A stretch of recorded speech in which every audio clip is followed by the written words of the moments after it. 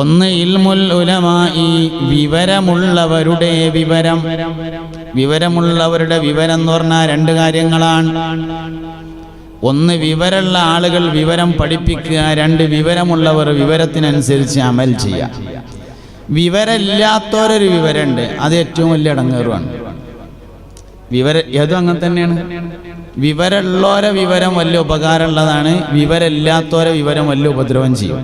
ഇപ്പം നമ്മളെ നാട്ടിൽ അടുത്ത ഞായറാഴ്ച ബഹുമാനപ്പെട്ട സ്വാദിഖ് അലി ശിഹാബ് തങ്ങൾ ഖാദിയായിട്ട് ഏറ്റെടുക്കാൻ വേണ്ടി വരുന്നു എന്ന് KP ഹാജി പറഞ്ഞു. ഞാൻ പോസ്റ്ററൊക്കെ കണ്ടിരുന്നു. എല്ലാവരും അത് വിജയിപ്പിക്കണം. അള്ളാഹു സുബ്ഹാനഹു വ തആല അത് വലിയൊരു വിജയമാക്കി തരട്ടെ. സാന്ദർഭികമായി പറയാം. അപ്പം നമ്മളെ നാട്ടിൽ, നമ്മളെ പ്രദേശത്ത് ഒരു നിക്കാഹിൻ്റെ കാര്യത്തിൽ ഒരു തർക്കം ഉണ്ടായി എന്ന് വിചാരിക്കുക, അല്ലെങ്കിൽ ഒരു മുതലൊരുക്കണ വിഷയത്തിൽ ഒരു തർക്കം ഉണ്ടായി എന്ന് വിചാരിക്കുക, അല്ലെങ്കിൽ ഒരു ത്വലാഖിൻ്റെ വിഷയത്തിൽ ഒരു തർക്കം ഉണ്ടായി. ഒരു ചങ്ങായി മൂന്നും ചൊല്ലി അവൻ്റെ പെണ്ണുങ്ങളെ, തർക്കായി. എന്നാൽ നമ്മൾ ഖാദിയെടുത്ത് എന്നാൽ ഖാദിർ പറയും, നിങ്ങൾ ഏതായാലും ഒരു കാര്യം ചെയ്യും, പട്ടിക്കാട് ജാമിഅ നൂരിയ അറബിക് കോളേജിൽ പോയിട്ട് അവിടുത്തെ ഉസ്താദന്മാരൊന്ന് കാണണം, എന്നിട്ട് ഈ വിഷയം ഒന്ന് അവതരിപ്പിക്കണം. വിഷയമെല്ലാം കേട്ട് പഠിച്ചതിന് ശേഷം ഉസ്താദന്മാർ ഒരു തീരുമാനം എഴുതിത്തരും. അതിന് ഫത്വ എന്നാ പറയാ. അതേറ്റ് വരി, എന്നിട്ട് നമുക്കൊരു തീരുമാനം എടുക്കാമെന്ന് പറയും ഖാദിർ.